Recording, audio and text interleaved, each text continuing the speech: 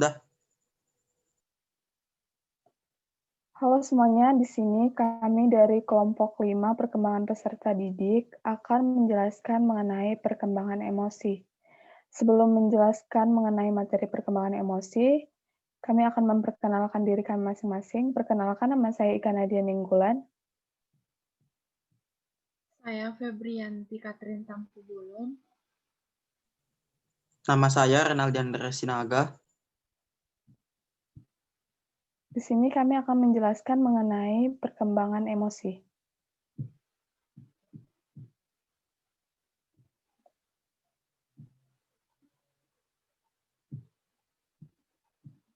Sebelum kita menjelaskan mengenai lebih dalam mengenai perkembangan emosi, terlebih dahulu kita akan mengetahui mengenai latar belakang dari emosi itu sendiri. Pada umumnya, perbuatan kita sehari-hari disertai oleh perasaan-perasaan tertentu, yaitu perasaan senang atau sedih, perasaan senang atau tidak senang, yang dominan menyertai perbuatan-perbuatan sehari-hari disebut warna afektif. Warna afektif terkadang-kadang kuat, kadang-kadang lemah, atau samar-samar saja. Dalam hal warna efektif yang kuat, maka perasaan-perasaan menjadi lebih mendalam, lebih luas, dan lebih terarah. Perasaan-perasaan seperti ini disebut emosi. Emosi manusia mengalami perkembangan yang dimulai sejak lahir hingga dewasa. Dengan bertambahnya usia anak, reaksi emosinya pun akan semakin beragam.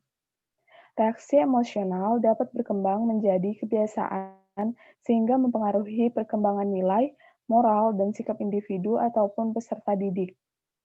Pembahasan ini akan menjelaskan tentang bagaimana keterkaitan emosional pada tingkah laku yang akan dilakukan.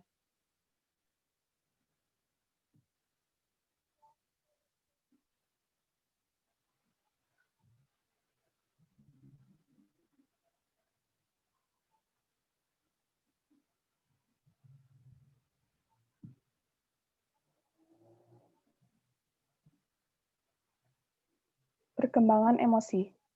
Seorang yang pola kehidupan berlangsung mulus, di mana dorongan-dorongan dan keinginan-keinginannya terpenuhi, dan yang minat-minatnya tercapai dengan berhasil cenderung emosinya stabil dan menikmati hidup. Tetapi, jika dorongan dan keinginannya tidak terpenuhi, baik karena kurangnya kemampuan untuk memenuhinya atau karena kondisi lingkungan yang kurang menunjang, pengalaman-pengalaman emosionalnya kemungkinan mengalami gangguan. Selanjutnya,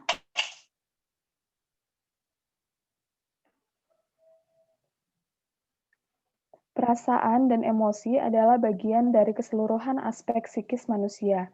Sebagai fungsi psikis, perasaan dan emosi mempunyai pengaruh terhadap fungsi psikis yang lain seperti pengamatan, tanggapan, pemikiran, dan kemauan.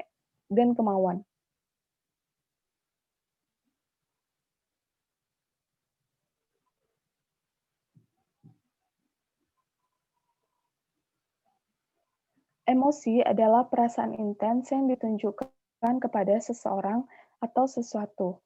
Emosi adalah reaksi terhadap seseorang atau kejadian. Emosi dapat ditunjukkan ketika merasa senang mengenai sesuatu, marah kepada seseorang, ataupun takut terhadap sesuatu.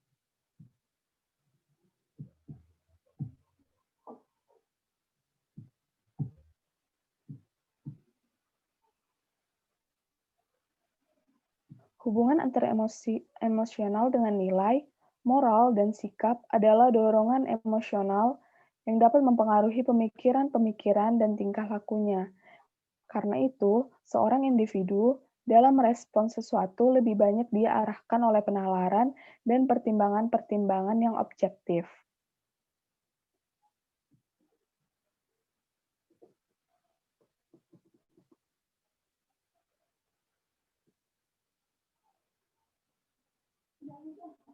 Selanjutnya adalah kelompok emosi remaja.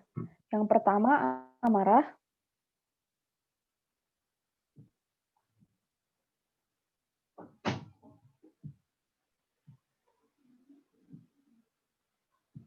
Yang kedua, kesedihan.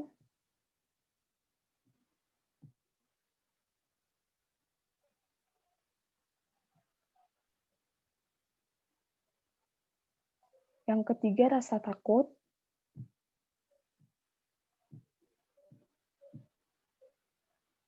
Yang keempat, cinta.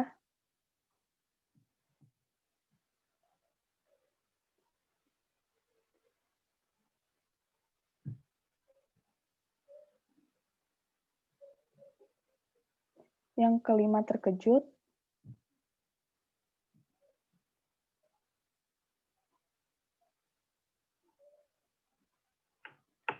Dan yang terakhir, malu. Untuk materi selanjutnya akan dijelaskan oleh rekan saya Febrianti Tampu Bolon. Kepada Febrianti Tampu Bolon, kami persilahkan. Oke, terima kasih saya ucapkan kepada moderator. Selanjutnya saya akan melanjutkan materi tentang karakteristik perkembangan emosi. Rata-rata emosi para remaja menjadi tinggi karena mereka sedang berada di bawah tekanan sosial dan juga mereka sedang menghadapi kondisi baru. Sedangkan selama anak-anak mereka kurang mempersiapkan diri. Tetapi tidak semua remaja mengalami masa sulit dan badai dalam hidupnya. Pola emosi masa remaja adalah sama dengan pola emosi masa kanak-kanak. Jenis emosi yang secara normal dialami adalah cinta atau kasih sayang, gembira, amarah, takut dan cemas, cemburu, sedih, dan lain-lain.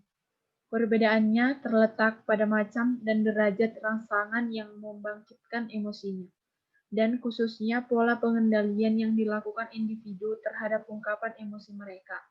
Berikut akan dibahas beberapa kondisi emosional. Materi selanjutnya yaitu tentang faktor yang mempengaruhi perkembangan emosi. Dalam sejumlah penelitian, perkembangan emosi dipengaruhi oleh faktor kematangan dan faktor belajar. Kedua faktor itu terjalin erat satu sama lain dan akan mempengaruhi perkembangan intelektual. Hal itu akan menghasilkan suatu kemampuan berpikir kritis, mengingat dan menghafal. Selain itu, individu akan menjadi reaktif terhadap rangsangan.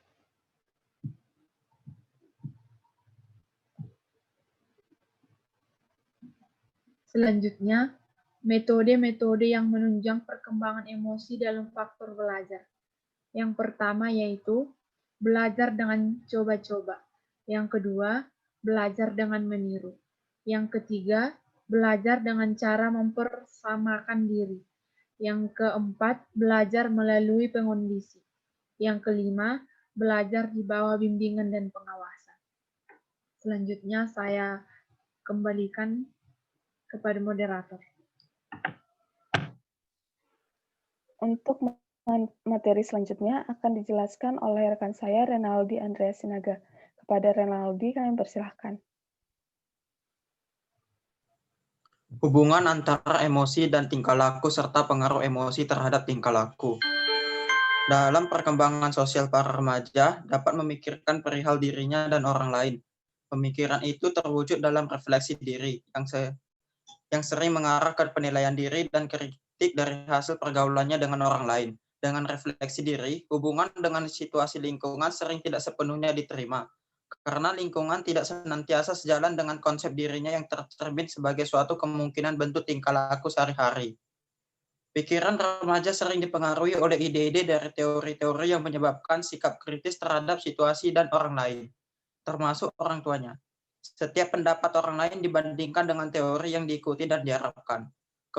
Kemampuan abstraksi menimbulkan kemampuan mempermasalahkan kenyataan dan peristiwa-peristiwa dengan keadaan bagaimana yang semestinya menurut alam pikirannya. Situasi ini atau yang diakibatkan kemampuan abstraksi akhirnya dapat menimbulkan perasaan tidak puas dan putus asa. Di samping itu, pengaruh egosentris masih sering terlihat pada pikiran remaja. Materi selanjutnya, perbedaan individual dan perkembangan emosi. Bersosialisasi dilakukan oleh setiap orang, baik secara individu maupun berkelompok. Dilihat dari berbagai aspek, terdapat perbedaan individual manusia yang hal itu tampak juga dalam perkembangan sosialnya. Dalam teori Erikson, dinyatakan bahwa manusia atau anak hidup dalam kesatuan budaya yang utuh, alam, dan kehidupan. Dan kehidupan masyarakat menyediakan segala hal yang dibutuhkan manusia, namun sesuai minat minat, kemampuan, dan latar belakang kehidupan budayanya, maka berkembang kelompok-kelompok sosial yang beraneka ragam. Materi selanjutnya, upaya perkembangan emosi remaja dan implikasinya dalam penyelenggaraan pendidikan. Emosi negatif pada dasarnya dapat diredam sehingga tidak menimbulkan efek negatif. Beberapa cara untuk meredam emosi adalah yang pertama, berpikir positif, mencoba belajar memahami karakteristik orang lain, mencoba menghargai pendapat dan kelebihan orang lain, introspeksi, dan mencoba melihat apabila kejadian yang sama terjadi pada diri sendiri sehingga mereka dapat merasakannya, bersabar dan menjadi pemaaf, mengalihkan perhatian, yaitu mencoba mengalihkan perhatian pada objek lain dari objek yang pada mulanya memicu munculan emosi negatif. Cara lainnya adalah dengan mengekspresikan emosi. Ekspresi itu dapat mengembangkan sifat kreativitas seseorang. Ekspresi juga dapat mencegah timbulnya kejadian-kejadian yang tidak diberi kesempatan untuk menjelmakan perasaannya dan menghadapi perasaannya. Tanpa ekspresi, bahan yang terpendam itu dapat membahayakan. Materi selanjutnya, unsur-unsur aktif program pencegahan menurut W.T. Grant Consortium. Yang pertama, perkembangan keterampilan emosional. Yang kedua, perkembangan keterampilan kognitif. Yang ketiga, perkembangan keterampilan perilaku. Sekian dari materi saya kembalikan kepada moderator. Baiklah, demikian penjelasan dari kelompok 5 perkembangan peserta didik mengenai perkembangan emosi. Kami ucapkan terima kasih.